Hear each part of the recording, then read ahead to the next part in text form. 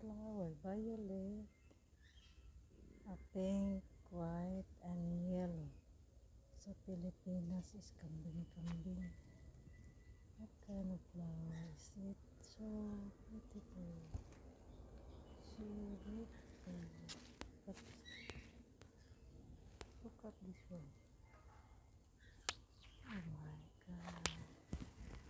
This one is pink.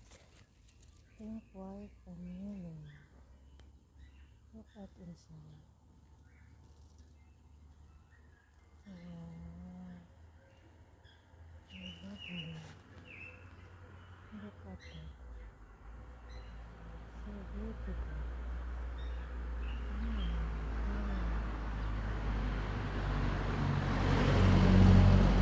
Next flower, kabagis. Next flower, kabagis.